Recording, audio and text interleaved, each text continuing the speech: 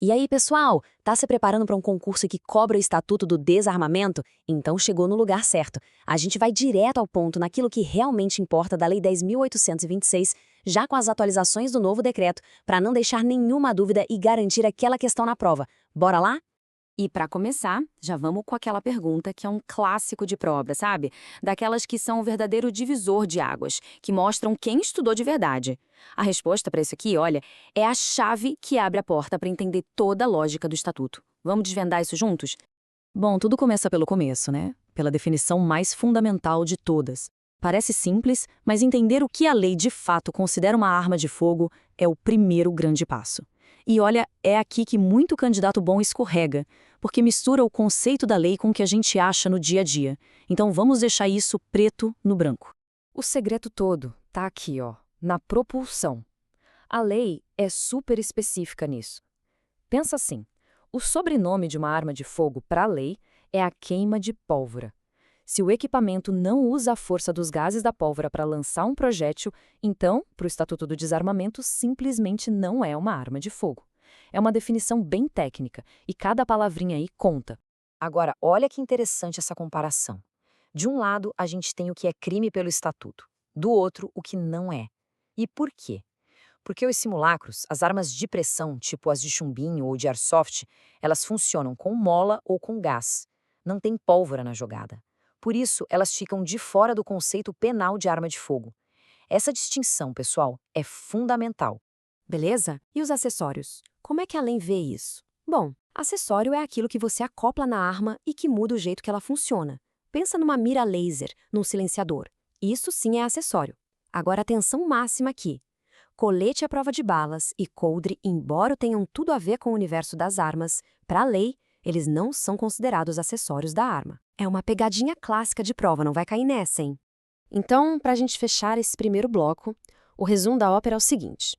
Andar com uma arma de brinquedo, um simulacro, não é crime de porte de arma pelo Estatuto. Ponto. Mas, andar com um silenciador, que é um acessório, pode ser sim um crime separado, um crime por si só. É crucial guardar essa diferença. Ok, com os fundamentos bem entendidos, a gente pode subir um degrau. Vamos entrar agora nas classificações. Esse vocabulário mais técnico que vai ser a nossa ferramenta para entender de verdade as regras de uso permitido, restrito e tudo mais. Começando pela portabilidade. É bem intuitivo. Olha só. De porte, pensa numa pistola, que se usa com uma mão só. Portátil, já precisa das duas mãos, como um fuzil. E não portátil, como o nome já diz, precisa de algum tipo de suporte ou até de um veículo para ser usado. Agora o funcionamento. Uma arma de repetição é aquela que, depois de atirar, a pessoa precisa fazer alguma coisa manualmente para preparar o próximo tiro. Já a semiautomática é mais esperta. Ela se recarrega sozinha, mas ainda assim é um tiro por vez que se aperta o gatilho.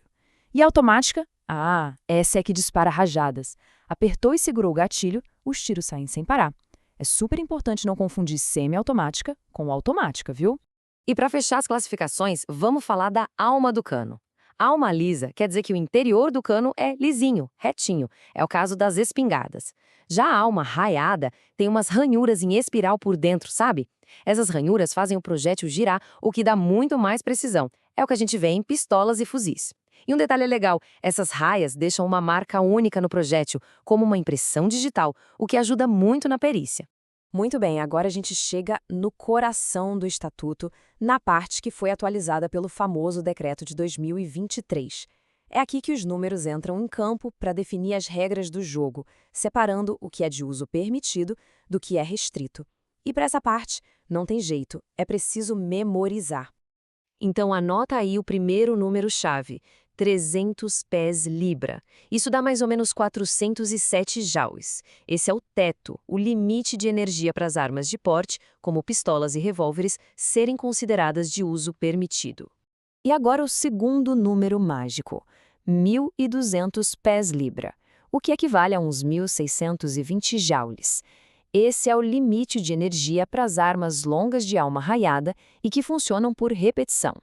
Basicamente, são esses dois valores que vão ditar a maioria das regras. E essa tabela aqui resume tudo de um jeito perfeito. Vamos ver. Arma de porte, até 300 pés libra, tá no time do uso permitido. Passou disso, vira uso restrito. Arma longa raiada de repetição, O teto é 1.200.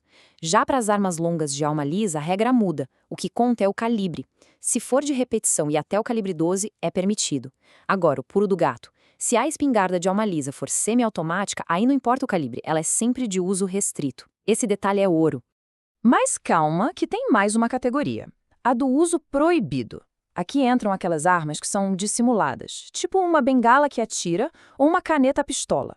Também entram aqui itens que o Brasil se comprometeu a não ter por causa de tratados internacionais. E atenção, o decreto mais recente também proíbe vender ou trazer de fora aqueles simulacros que são idênticos a uma arma de verdade. Só que essa proibição é administrativa, não é o crime de porte que a gente está estudando para o Estatuto, ok? E agora uma dica de ouro para a prova, daquelas que salvam uma questão. Se a energia ou o calibre da arma for cravado exatamente igual ao limite, o uso ainda é permitido. O uso restrito só começa quando o valor for maior que o limite. Regra simples, mas que faz toda a diferença. Certo, agora vamos falar de um assunto que é um prato cheio para pegadinha de concurso: competência. Basicamente, quem manda no quê? Quem define as regras? As bancas adoram trocar os nomes de lugar aqui para ver quem está atento. Mas é bem simples se a gente organizar. Pensa assim, em 2 passos. Passo 1, a classificação geral. Aquela que diz as regras macro do que é permitido e restrito, quem faz é o presidente da República. Só que ele não tira isso da cabeça dele, ele faz com base numa proposta do Exército. Passo 2, pegar essas regras gerais e dizer quais modelos específicos de armas se encaixam em cada uma. Aí essa tarefa é de um ato conjunto do Exército com a Polícia Federal. Gravou? Presidente classifica o geral, Exército e PF especificam os modelos. Não pode inverter.